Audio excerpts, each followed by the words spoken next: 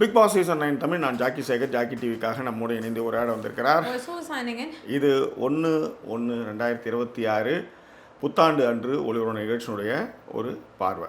Okay, so புத்தாண்டு வாழ்த்து தெரிவித்த அத்துணை நண்பர்களுக்கும் தோழர்களுக்கும் தோழிகளுக்கும் தங்கைகளுக்கும் எல்லாருக்கும் என்னுடைய நன்றி இந்த நேரம் தெரிவிச்சுக்கிறோம்.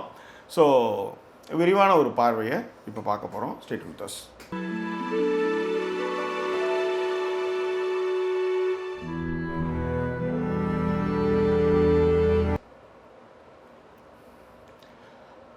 வாழ்த்து மழையில் நினைவு வச்சுங்க. எனக்கு, சுதாவுக்கு, யாழினிக்கு வாழ்த்து சொன்ன, நல்லா இருக்கணும்னு வேண்டிக்கிட்ட அத்தனை பேருக்கு எங்களுடைய நன்றி இந்த நேரம் தெரிவிச்சுக்கிறோம். ஓகே, இது ஒன்று. ரெண்டாவது, கார்த்திகேயன் மாணிக்கம் ஒரு 3000 ரூபா வந்து கிஃப்ட் பண்ணியிருக்கான். ரொம்ப ரொம்ப நன்றிடா தம்பி. ஸோ இப்போ நம்ம வந்து நிகழ்ச்சி போகிறோம். ஓகே, இன்றைக்கி என்ன நடந்தது முக்கியமானா சொல்லுங்கள். டிடிஎஃப் தான். அதில் வந்து இந்த டிடிஎஃபே ஒன்றும் பெருசு டிடிஎஃப்லாம் சொல்லாதீங்க ஜாக்கியால. டாஸ்க் நடந்தது இன்னைக்கு நிகழ்ச்சியில். ஒரு டாஸ்க் வச்சுருந்தாங்க. டாஸ்க்கை எப்பவும் போல் சொதப்பி விளையாடினாங்க. அதுவும் ஒரு மானங்கட்ட டாஸ்க்காகவே போச்சு. அது ஆமாம், மானங்கட்ட காதல். அடுத்து அதுக்கப்புறம் ஒரு மானங்கட்ட காதல். இந்த மானங்கட்ட காதல் இதுக்கு வந்து சாண்ட்ராவோட ஒரு டிஸ்கஷன். அந்த காதலுக்காக சாண்ட்ராவோட ஒரு டிஸ்கஷன். இதில் என்னென்னா ஒரு முக்கியமான விஷயத்த கமெண்ட்டும் போட்டிருந்தாங்க நிறைய பேர். அது நம்மளாலையும் உணர முடிஞ்சது. என்னென்னா கமருதீன் வந்து இந்த திரும்பவும் போய் சேர்றதுக்கான காரணம் என்னென்னா, இப்போ நாங்கள் 2 பேரும் ஒன்றா இருக்கும்போது உங்களால் எதுவும் பேச முடியல. இப்போ நாங்கள் 2 பேர் பிரிஞ்சு இருக்கும்போது தடி எடுத்தவங்களாம் தண்டல்காரனா தாண்டுற மாதிரி ஆனாலும் இன்னும் இவங்கூட்டு பொண்ணை வந்து நான் ஏதோ கைப்பிடிச்சிருக்கிற மாதிரி ஃபீல் கொடுக்குறாங்க அப்படின்றது ஒரு காண்டு. அவர் ரொம்ப அவர் எப்படி எடுத்துகிட்டு வருவாங்க, ரொம்ப நிச்சயமாக அதை வந்து எடுத்துகிட்டு வருவார். ஆக்சுவலி ஒரு மாதிரி அதை கவர் பண்ணி. ஆனால் இப்போ பேசுகிற பாயிண்ட்லாம் கரெக்டான வேலிடான பாயிண்ட்டு. நீங்கள் வந்து தப்பிக்கவே முடியாத மாதிரியான ஒரு பாயிண்ட் ஆக்சுவலாக அது. ஸோ அந்த மாதிரி வந்து அவர் வந்து பேசுவார் காய்கறி வெட்டிக்கிட்டு. அது வந்து உண்மையிலே வந்து சாண்ட்ரா வந்து அழகாக அந்த ட்ராப்பில் மாட்டிய அழ வச்ச விதம் இருக்குல்ல, அது வந்து வேறு லெவல் ஆக்சுவலி. அதில் என்னென்னா இந்த கேமை வந்து எல்லோரும் விளையாட ஆரம்பிச்சிட்டாங்க. அதாவது கம்முக்கும் பார்வதிக்கும் இருக்கிற அந்த விஷயத்தை வந்து எல்லோரும் விளையாட ஆரம்பிச்சிட்டாங்க. இப்போ உதாரணத்துக்கு விக்ரம், சாண்ட்ரா. ஸோ இவங்க எல்லாமே வந்து மாரல் போலீஸிங்காக மாறுறாங்க. ஒன்று. ரெண்டாவது, இவங்க இதே விஷயத்தை திரும்ப எடுத்துகிட்டு வராங்க. இன்றைக்கி கூட வந்து பார்த்தீங்கன்னா முடிக்கும்போது அரோரா கட்டின இப்போ பேசணும்டா அப்படின்னு கட்டிப்பிடிச்சு சொல்லுவாங்க இவங்க. ஐயோ, திரும்பவும் பாரு வந்து கமருதீன்கிட்ட சொல்லுவாங்க. கமருதீனும் பார்வதியும் வந்து என்ன, இந்த நான் ஏற்கனவே சொன்ன ஒரு மானங்கட்ட காதல். அதில் என்னென்னா அந்த நைட் ஆனால் வந்து என்னென்னா அவர் வந்து தோப்புக்காரெலாம் போடுறாருங்க. அதாவது ஒரு இது எவ்வளோ பெரிய பலகீனம் அப்படின்றதும் ஒரு ஒன்றும் சொல்கிறதுக்கு இல்லை. இதில் நீங்கள் நல்லா கவனிச்சு பார்த்தீங்கன்னா நம்ம முக்கிய நிகழ்வுகள் அப்படியே பேச ஆரம்பிச்சிட்டோம். அதனால் அப்படியே கண்டினியூ பண்ணுறேன் நான். பலகீனம் அப்படிங்கிறத விட நான் பலகீனமாக ஒரு ஸ்டெப்பு போனால் கூட என்னால் உன்னை பலகீனமாக ஆக்க முடியும் அப்படிங்கிறது தான் அங்கே மேட்டர்னு வச்சுக்கோங்களேன். இது 2 பேருமே ஈக்குவலாக எடுத்துகிட்டு போகிறாங்கன்னு தான் நான் ஆரம்பத்துலேருந்து சொல்கிறது. இப்போ நான் பலகீனமாகணுமா, இப்போ நான் உனக்கு தோப்புக்காரணம் பண்ணும்போது தோப்புக்காரணம் போட்டேன், அடுத்து என்ன அப்படின்னா அவங்க உடனே வந்து ஹக் பண்ணிட்டு போயிட்டே இருக்காங்க. இப்போ நீங்கள் 3ஆவதாக நுழைஞ்சாங்க இல்லை, அதை தான் இன்றைக்கி விக்ரம் மாதிரியான ஆள் கரெக்டாக சொல்லுவார். சபரி மாதிரியான ஆள் ரொம்ப கரெக்டாக சொல்லுவார். விக்ரம் கூட கிடையாது, சபரி ரொம்ப கரெக்டாக சொல்லுவார். உங்கள் 2 பேர் சண்டைக்குள்ளார நாங்கள் வரோம். அப்போ அது விக்ரமும் நேற்று சொன்னார், இன்றைக்கி சபரியும் சொல்லுவார். இது உங்களோட பிரச்சனை, உங்களுக்கு வேணா என்ன எதுன்னு பேசி நீங்களே க்ளோஸ் பண்ணிக்கங்க. இதுக்கப்புறம் நாங்கள் வரல, எங்கள் முன்னாடி ஒன்று தப்பாக நடந்தது, அப்போ நான் அதை எடுத்துகிட்டு வந்தேன் அப்படின்வாங்க. அதுக்கப்புறம் அதே விஷயத்தை விக்ரம் எடுத்துகிட்டு வருவார். அதனால தான் இந்த விஷயத்தையே எப்போ பார்த்தாலுமே அட்ரஸ் பண்ணிகிட்டே இருக்கிறாங்கன்றது தான் வந்து ரம்யாவும் சொல்லுவாங்க. ரம்யான்ற பாருங்க, திவ்யாவும் சொல்லுவாங்க. உங்களே முடிஞ்சு போகுது இந்த வாரம் ஃபுல்லாகவே, அதேதான் உங்களாலே எல்லாமே போகுது. ஸோ அடிச்சுக்கிறீங்க, சேர்ந்துக்கிறீங்க, உடனே உடையாறாங்க, பாலில் உடச்சிருவோன்றீங்க, பருப்பு இறையுதுன்றீங்க, என்னன்னோ பேசிக்கிட்டு போகிறீங்க. ஆனால் அந்த திரும்ப போய் ஒன்றா சேர்ந்துக்கிறீங்கன்னு வச்சுக்கோங்களேன். ஸோ இந்த மாதிரியான ஒரு விஷயங்கள் இருக்குல்ல, அதை வந்து சொல்லுவாங்க. ஏன்னா எனக்கு உண்மையிலே எப்படி சொல்கிறதுன்னு எனக்கு தெரியல. ஒரு மாதிரி இது வந்து இதுவே ஒரு டென்ஷனு, அப்புறம் நிறைய டென்ஷன், எல்லா டென்ஷனையும் சேரும்போது இதை வந்து ஒரு பார்க்குறதுக்கு விருப்பமே இல்லை. திரும்ப திரும்ப அதே லூப் மோட்ல திரும்ப ஒரு விஷயம் நடந்துட்டு இருந்தா அது எப்படி அது நீங்க இந்த சீரியல் எல்லாம் நடக்கும்ல, ஒரு மாசத்துக்கு முன்னாடி ஒரு விஷயம் பார்த்திருப்பீங்க. திடீர்னு பார்த்தா அதே அம்மா அதே பசங்க இன்னொரு ஹஸ்பண்ட் வந்து 2வது கல்யாணம் பண்றதுக்கு ட்ரை பண்ணிட்டு இருப்பாரு. இதான் கதையா இருந்திருக்கும். இதே தான் நீங்க ஒரு மாசம் கழிச்சு போய் பாத்தீங்கன்னாலும் அங்க அதான் நடக்கும். அதே தான் நடக்குது. நீங்க டே 1ல ஆரம்பிச்ச பார்வதி விஷயம் இன்னி வரைக்கும் பார்வதி கமுவை தான் காட்டுறீங்க. வேற எதுவுமே நடக்கலையா அந்த வீட்டுலங்கிற மாதிரி இருக்கு. நான் என்ன சொல்றேன், இல்லம்மா எதுவுமே நடக்கல அப்படின்னு சொல்றீங்கன்னு வச்சுக்கோங்களேன், இதுக்கு அதையே காட்டுங்கன்ற. இங்க என்ன ஒண்ணுமே நடக்கல. வெறும் குக்கர் இருக்குல்ல, இந்த குக்கர் கழுவி இதில் வைப்பாங்க, கேஸ் அடுப்பில் வைக்கிறாங்கன்னு வச்சுக்கோங்க. அது வச்சு இதாகி கொதிச்சு கேஸ் ரிலீஸ் ஆகி 5 விசில் வர வரலையும் காமிங்கன்ற. அவ்வளோதான். அதுவே சுவாரஸ்யமாக இருக்கும். உடனே டிக்கு ஆட ஆரம்பிக்கும். அது உள்ளார இதெல்லாம் போட்டு ஆட ஆரம்பிக்கும். அதுக்கப்புறம் அப்படின்னும். இது பார்க்கறதுக்கே பாருங்களேன் எவ்வளோ ஒரு கலைநயமா எவ்வளோ இன்ட்ரெஸ்டிங்காக இருக்குது. ஆக்சுவலி எவ்வளோ சூப்பராக இருக்கு பாருங்க. அப்படியே அது வந்து மேலே இருந்து அப்படியே கொஞ்சம் தண்ணி தெறிக்க ஆரம்பிக்கும், உஷ்ணும். அதுக்கப்புறம் வந்து ஃபுல்லாக பண்ணும். அப்புறம் நுரையா மேலே வந்து அப்படியே வரும்.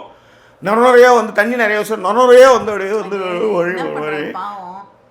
சமைக்க ஆரம்பிச்ச குக்கரில் எப்படி நுரையா வழியும், அந்த தண்ணி எப்படி நம்ம கண்ட்ரோல் பண்ணலாம், விசில் உடல குக்கர்னா என்ன பண்ணலான்ற அளவுக்கு ஜாக்கி இதை காமிங்க. டாய்லெட்டில் போயிட்டு டாப்பாங்கல்ல வைங்க. ஃப்ளஷ் பண்ணதுக்கப்புறம் மேடம் வெளில போயிடுவாங்க. நீங்கள் ஏன்னா எம்டிஆர்ன டாய்லெட் நீங்கள் இருக்கும்போது நீங்கள் டாய்லெட் காமிக்க முடியாது. ஏன்னா சுவாரஸ்யமானா அது ஒன்று தான் இருக்குது. காமிக்காத இடம் அதுதான். டாப்பாங்கல்ல வைங்க, எல்லாம் போயிடுவாங்க. போனதுக்கப்புறம் டாப்பாங்கல்ல வைங்க. ஒரு கண்டஸ்டன்ட் இருக்காங்களா, அவங்கள போய் அந்த இதை வந்து ஞாபகம் அழுத்தி தண்ணி சொர்ன்னு இப்படி பண்ணலாம். அப்படி இல்லைன்னா அப்படி இல்லைன்னு வச்சுக்கோங்க. அதில் இந்த ப்ளூ பால்ஸ்லாம் இருக்கும். ஆக்சுவலி இந்த இது டாய்லெட் அந்த ஸ்மெல்லுக்காக போடுவானுங்க. அதை நீங்கள் அந்த இதை தூக்கி உள்ளார போட்டிங்கன்னா கலர் நீங்கள் மாற்றலாம்.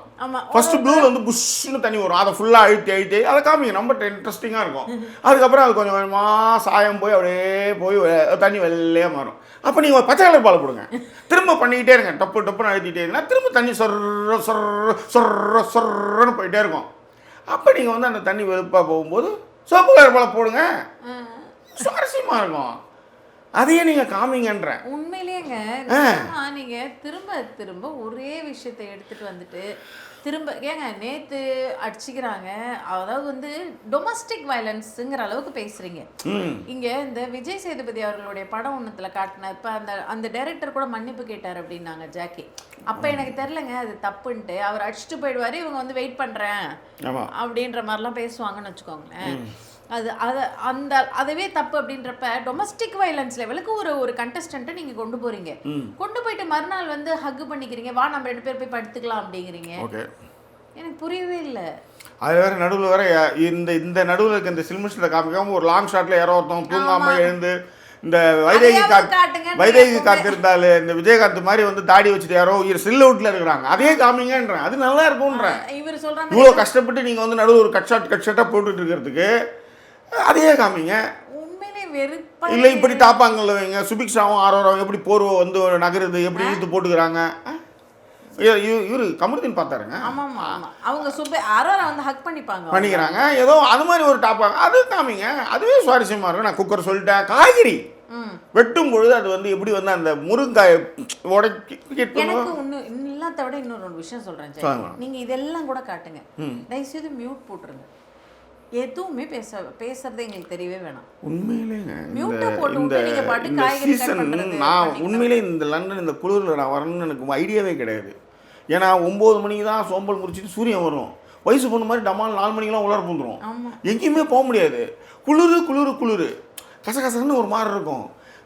அதனால் இந்த டைம் வந்து வந்தோமா பார்த்தோமா உடனே கிளம்பி ஊருக்கு கிளம்பிடுற மாதிரி இருக்கணும். அதான் ஒரு நிதர்சனம். ஏன்னா மழை வேறு பெஞ்சு நசம் போய் பேசிகிட்டு இருக்கோம். இந்த மாதிரியான ஒரு சிச்சுவேஷன் தான் இருக்குது. அப்படி இருக்கும்பொழுது இந்த எங்கேயோ போகிற மாதிரி எடுத்து ஏமால வந்த யாரா தாண்டி இந்த மாதிரி ஒரு சீசன் வேறு அதை மாட்டிக்கிட்டு இது அதாவது நம்ம ஒரு கம்ப்ளீட் பண்ணணும். இப்போ நம்ம அதனால தான் வந்து டாய்லெட் ஃப்ளஷ்ஷு கதை, முருங்காயை வந்து உடச்சதுக்கப்புறம் அது வந்து அந்த ஒரு நார் எடுக்கிறது இருக்குல்ல, அது ரொம்ப இன்ட்ரெஸ்டிங்கான விஷயம். உங்களுக்கு இந்த ஸ்ட்ரெஸ் ரிலீஃப் வீடியோஸ்லாம் நிறைய வருதுன்னு நினைக்கிறேன் ஜாக்கி.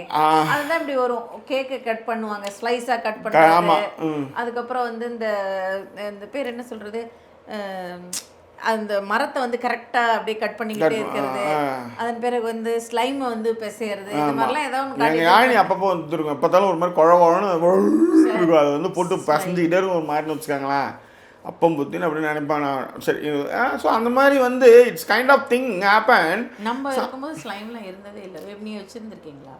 நான் வச்சது அப்புறம் யானி தான் சொன்னேன்.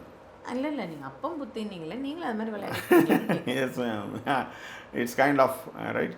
ஸோ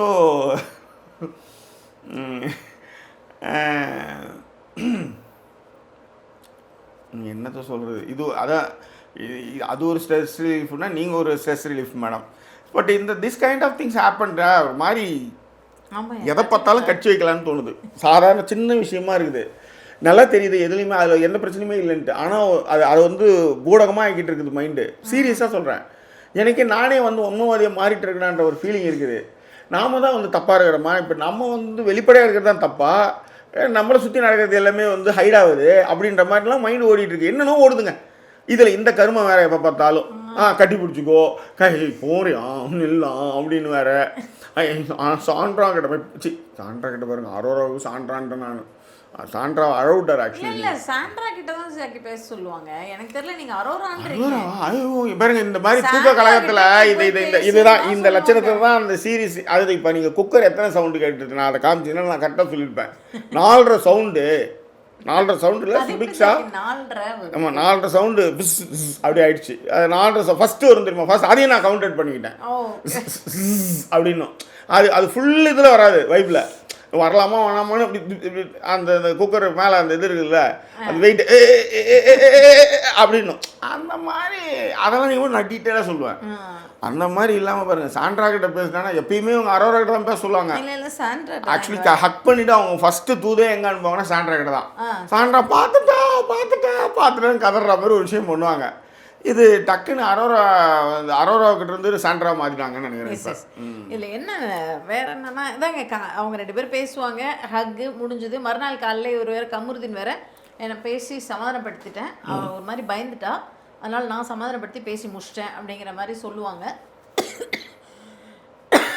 சாரி, சொல்லும் பொழுது தான் வந்து நான் பார்த்துக்கிறேன் சார். எனக்கு இந்த நியூ இயர்லேருந்து என்ன பார்த்துக்கிறதுக்கு எனக்கு தெரியும், நானும் முடிவு பண்ணியிருக்கேன். முடிவு பண்ணிட்டீங்களா? ரைட், நல்ல விஷயங்க, செய்யுங்க. நான் பார்த்துக்கிறேன். எனக்கு தண்ணி எடுத்து கொடுத்தா தண்ணி எடுத்து எனக்கு குடிக்க தெரியாதா, அவங்க வேலையை பாரு. ஸோ அவங்க பேர் என்ன, சாண்ட்ரா சபரி, 3 பேர் பேசுவாங்க. அது சபரி சொல்லுவார், எப்பா உங்கள் பிரச்சனை நீங்களே பார்த்துக்கோங்க, நேற்றுலேருந்து சொல்லின்னு இருக்கேன், திரும்ப திரும்ப எடுத்துகிட்டு வராதிங்க, எங்களுக்கு ஒரு மாதிரி இருக்கு, பார்க்குறவங்களே நினைப்பாங்க இதுங்க 2மே பேசிக்குதுங்க, இவங்களுக்கு என்ன பிரச்சனைன்னு தெரியல, இது ஒரு பிரச்சனையாக்குறாங்கன்னு மக்கள் எங்களை நினைப்பாங்க, அதனால எங்ககிட்ட வராதிங்க அப்படிங்கிற அளவுக்கு அங்கேயே பேசி முடிச்சிருவாங்க.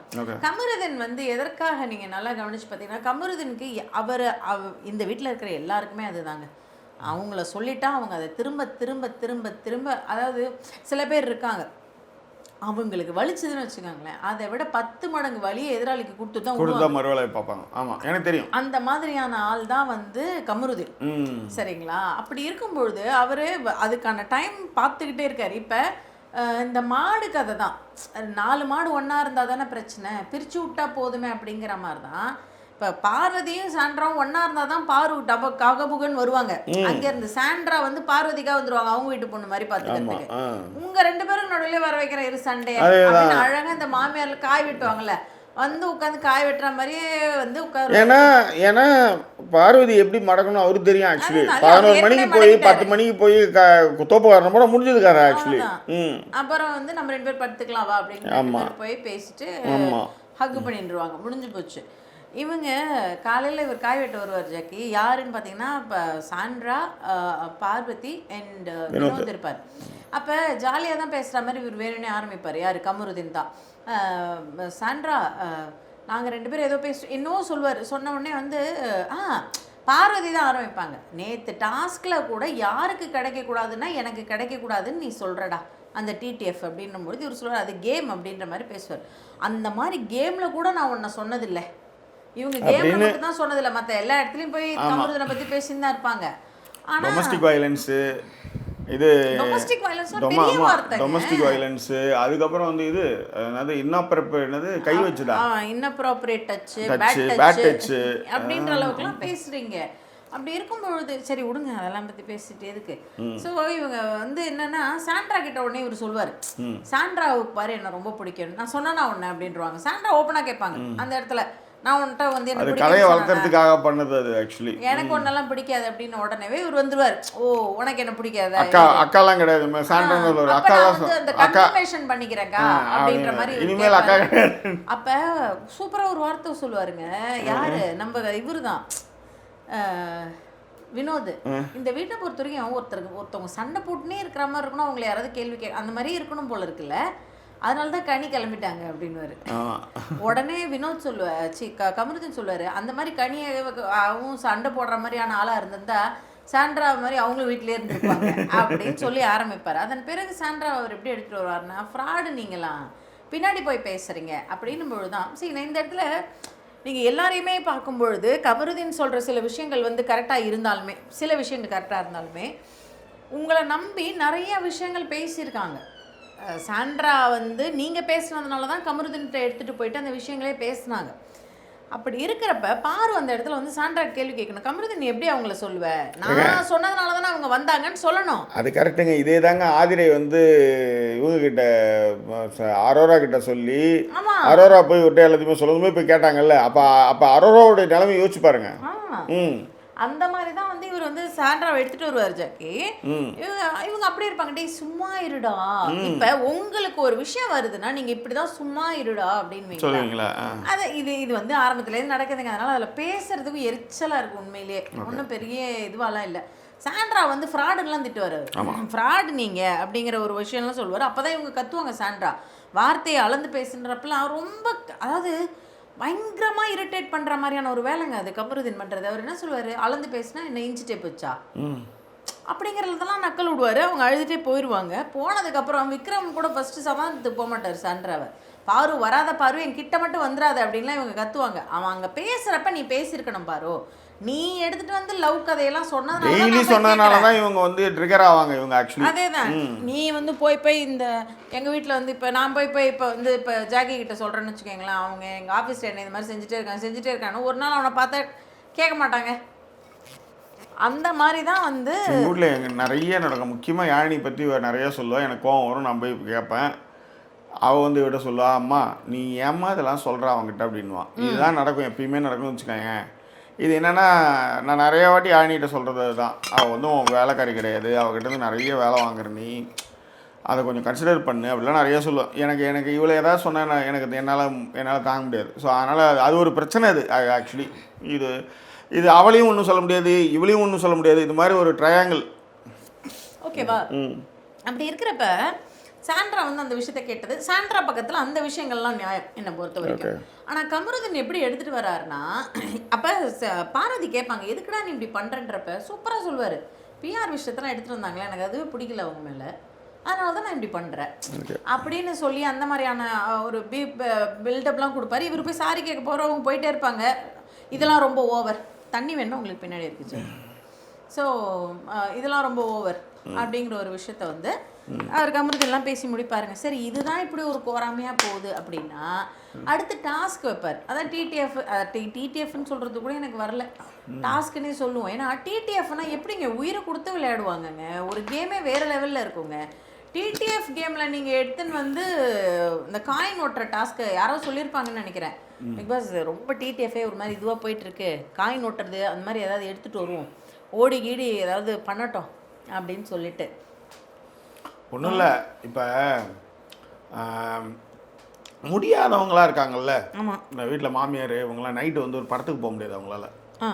அவங்க என்ன பண்ணுவாங்க, நைட்டு படத்துக்கு போனால் ஹஸ்பண்ட் ஒய்ஃப் இவங்களே தடுத்துருவாங்க. ஆமாம், ஏன்னா இவங்களால வர முடியாதுன்றதுனால எதுக்கு நைட்டு பிரச்சனை அது இதெல்லாம் சொல்லி தடுப்பாங்கன்னு வச்சுக்கோங்க. இதே விஷயத்தை தான் வந்து இன்றைக்கி நம்ம விக்ரம் வந்து சூப்பராக சொன்னார், சூப்பராக செஞ்சார். ஏன்னா அவரால் ஓட முடியாது, ஓடனே சேர்த்து போதுன்னு இறக்கும்.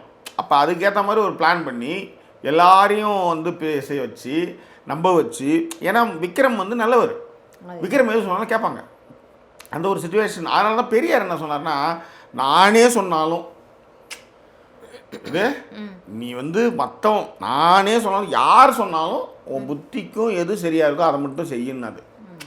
ஓகேவா?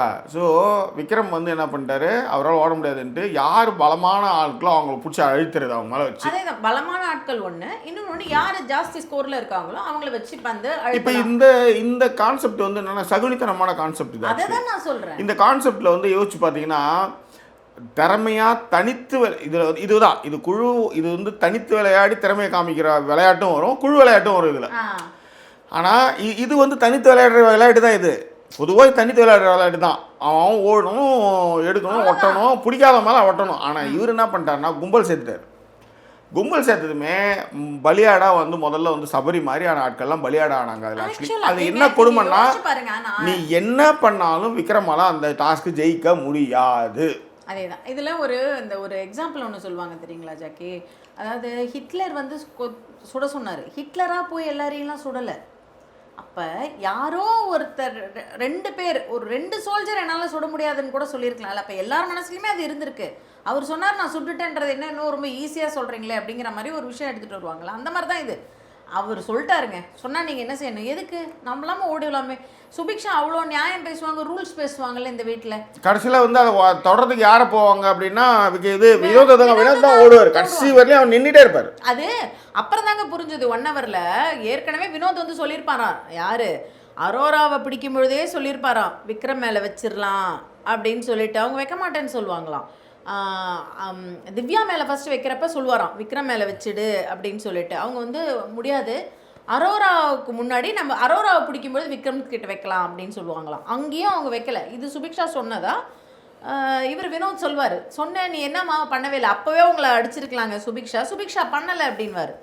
சுபிக்ஷாவை பொறுத்த வரைக்கும் என்னென்னா, அவருக்கு வந்து இல்லை, எனக்கு என்னென்னா உங்களுக்கு 8 மார்க் கிடைச்சா கூட பரவாயில்லைங்க, உங்களுக்கு 7 மார்க் தான் கிடைக்குது, அவருக்கு 8 மார்க் கிடைக்குதுங்க. அதாங்க அந்த ஐடியாலஜியே தன்னை வந்து ஒருத்தவங்க வந்து யூஸ் பண்ணிக்கிறாங்கன்னு தெரியாமல் ஒருத்தவங்க உள்ளார வந்திருக்கிறாங்க. அவரை பிளைண்டாக நம்புறாங்க, அவரும் அதை வந்து இது பண்ணிக்கிறாரு. ஆக்சுவலி என்ன பண்ணுறது, அதுக்கு நீங்கள் அரோரா சைட்லேருந்து யோசிச்சு பார்க்கும்போது அரோரா சொல்கிறது ஒரு நியாயம் இருக்கும். இப்போ ஆமாம் நான் வந்து பிடிச்சேன், தப்பு தான். சபரியை பிடிக்கும்போதே கமருதீன் அப்போ வந்து கேட்கணும் இல்லை, ஏன்னா கமருதீனும் பார்வதியும் அதுக்கு பார்வதி வந்து பயங்கரமாக இரிட்டேட் ஆவாங்க, தூண்லாம் தூக்குவாங்க. அப்போ அவங்க கேட்குறது என்னென்னா, கமருதீன் வந்து நான் பிடிக்கிறப்ப சபரியை பிடிக்கிறப்ப கமருதீன் சொன்னால் வாங்கடா பார்த்துக்கலாம் என்னை வந்து பிடிங்கன்னு. அப்போ உனக்கும் இதுதான் கேம்னு தெரியுது இல்லை, அங்கேயே நீங்களாம் நியாயம் பேசியிருக்க வேண்டியதானே. அட்லீஸ்ட்டு திவ்யாவால் தடுக்கவும் முடியாது, அவங்க போகவும் மாட்டாங்கங்க. அவங்க ஒருத்தர் மட்டும்தான் அந்த கேமில் ஓரளவுக்கு அந்த மாதிரியான ஒரு விஷயம், கேமோடைய ஒரு விஷயத்தைக்கு எடுத்துட்டாங்கங்க. நீங்கள் ஓடி போய் பண்ணுறது ஒரு பயங்கர இன்ட்ரெஸ்டிங்கான ஒரு கேம் அது. அதை நீங்கள் ஒன்றுமே பண்ணாமல், இவர் பிக் பாஸ் கூட சொல்வார் கார்டன் ஏரியா இல்லாமல் வீட்டுக்குள்ளார இருங்க, ஸோ வீட்டுக்குள்ளாரையாவது ஓடுங்க அப்படிங்கிறதுக்காக தான் அதை சொன்னதே.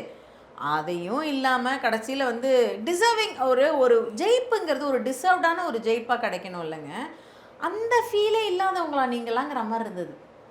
எக்ஸாக்ட்லி. வினோதுக்கு இப்போ அந்த ஜெயிப்பு கிடைச்சப்ப எப்படி இருக்கும், எதுக்குடா ஜெயிச்சோம் அப்படின்ற மாதிரி இருக்காது. இந்த சினிமாலெல்லாம் சில டைம் வந்து வில்லன் வந்து ஜெயிக்கிறதுக்கு ஏதாவது விட்டு கொடுத்துட்டியா அப்படி ஒரு இதுவே தேவையில்லை அப்படின்னு. இந்த படையப்பா படத்தில் கூட வந்து மாடு என்ன நீ என்ன சொல்லி என்ன மாடு காப்பாற்றுறதுங்கிற மாதிரிலாம் குத்து வாங்கிப்பாங்கல்ல. நான் அது வந்து ரொம்ப முட்டாள்தனமாக இருந்தாலும் இது சும்மா ஒரு எக்ஸாம்பிளில் விளையாட்டுக்கு சொல்கிறேன்.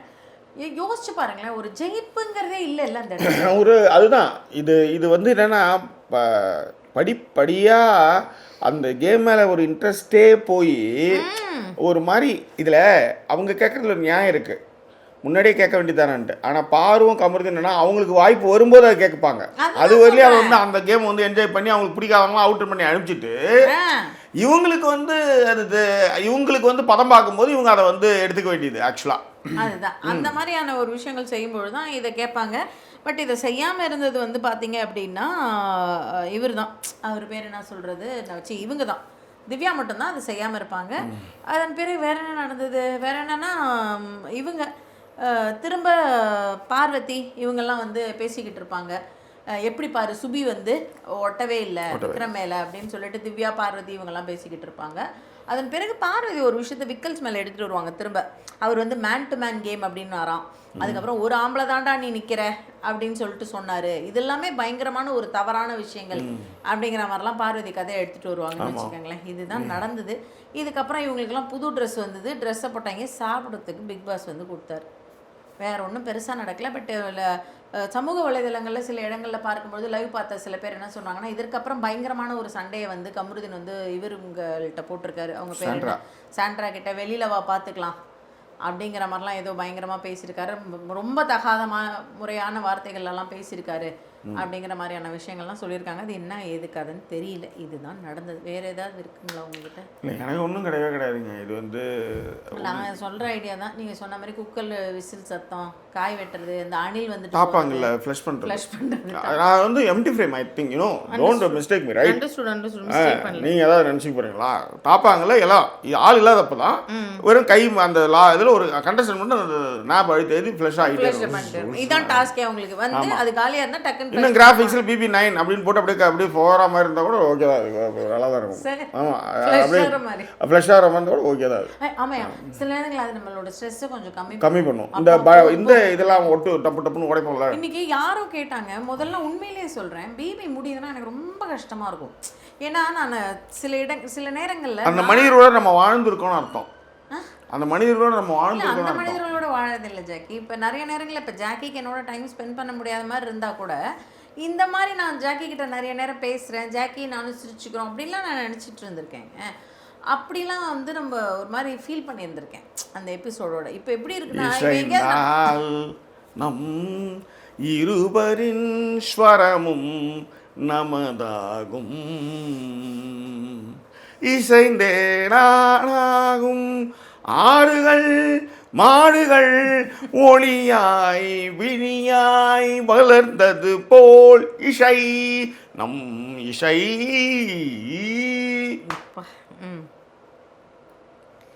ஸோ எங்கள் அந்த மாதிரி ஏதோ ஒரு கனெக்டிவிட்டி இருக்கும், ஜாலியாக பேசிகிட்டு இருப்போம், நிறைய பேர் பேசுவாங்க, நம்மளோட ஒரு கான்வர்ஸ் இருக்க மாதிரியான ஒரு ஃபீல் கொடுக்கும்னு வச்சுக்கோங்களேன் பிபி. இது இன்றைக்கி யாரும் காரில் போகும்போது, யாரும் இல்லை, டிபி ஒய்ஃப் காரில் போகும்போது கேட்டாங்க எப்போ முடியுதுன்னு. அம்மா இருமா, ஐயோ இன்னும் ஒரு 15 நாள் தான் அப்படின்ற அவசரமாக வந்து சொன்னேன் நான். பா இது 15 நாள் அவ்வளோதான் பா அப்படிங்கிற மாதிரி தூக்கி போட்டு போயிடலாம் அப்படிங்கிற ஒரு கட்டத்துக்கு நீங்கள் எடுத்துகிட்டு போயிட்டீங்க. திரும்பவும் சொல்கிறேன், ஜாக்கி சொல்கிற மாதிரி 90 நாள் ஆக போகுதுங்க, இன்னுமே யார் வின்னர்னு உங்களால் டிசைட் பண்ண முடியல. அப்படிப்பட்ட ஒரு கேமாக தான் இந்த கேம் இருக்குது. ஒரு டிடிஎஃப் டாஸ்க்னால் எப்படி ஒரு இன்ட்ரெஸ்டிங்காக இருக்கும், எவ்வளோ விஷயங்கள் நடக்கும், ஒன்றுமே உண்மையிலே ஒரு புத்தாண்டு வந்து ஒரு புத்தாண்டு மாதிரியே இல்லை. அது ஒரு மாதிரி போகுது, என்னவோ அப்படின்ற மாதிரி போகுது. புத்தாண்டு ஏதோ இந்த ட்ரெஸ்ஸு கொடுத்த ட்ரெஸ்ஸில் இவங்களை திவ்யா ரொம்ப நல்லா இருந்தாங்க பார்க்கறதுக்கு. ஆமாம் மேடம், ஆமாம், ஒரு சாரீ கட்டியிருந்தாங்க, கொஞ்சம் நல்லா இருந்தாங்க பார்க்கறதுக்கு. வேறு என்ன நடந்தது அவ்வளோதாங்க. யோசிச்சு பார்த்தாலும் ஒன்றும் இல்லைங்க. உங்களுக்கு ஏதோ விஷயம் இல்லைங்க மேடம்? வேற ஒரு விஷயமும் இல்லை சார். எனக்கும் ஸ்பெஷல் வீடியோலாம் பண்ணுறதுக்கு இங்கே ஒன்றும் இல்லை, ஒன்றுமே இல்லை. நீங்கள் வந்து சிறப்பாகவே இல்லை. ஸோ எனிவே உங்கள் கருத்துக்களை பின்னோட்டங்களை தெரியப்படுத்துங்க. மீண்டும் வேறு ஒரு இடத்துல நான் கூட ஒரு பாட்டு பாடணும்னு நினச்சேன் ஜாக்கி. இப்போ டக்கு குட்டி கதை பாட்டு இதெல்லாம் எல்லாமே விட்டீங்க, அது ஒழுங்க பரவாயில்ல. நல்ல இப்போ முடிஞ்சிடுச்சு, நான் இன்னொரு நாள் பாடுறேன். ஆமாம், சரி, இனி உங்கள் கருத்துக்களை பின்னோட்டங்களை தெரியப்படுத்துங்க. எல்லோருக்கும் இனிய புத்தாண்டு நல்வாழ்த்துக்கள். அது ஒரு பக்கம் கிடக்கட்டும். BB9 நம்மளுடைய வாழ்க்கையில் இன்னும் வரும் காலங்கள் வந்து வசந்த காலமாகவும் நல்ல நல்ல விஷயங்கள் நடக்கும், எல்லாம் அல்ல இயற்கை துணை நிற்கணும் அப்படின்னு நான் வேண்டிக்கிறேன். ஸோ மீண்டும் வேறொரு எபிசோடில் உங்களை நாங்கள் சந்திக்கிறோம். அது ஒரு நன்றி கூறிய வருது உங்கள் ஜாக்கி சேகர் மற்றும் signing off.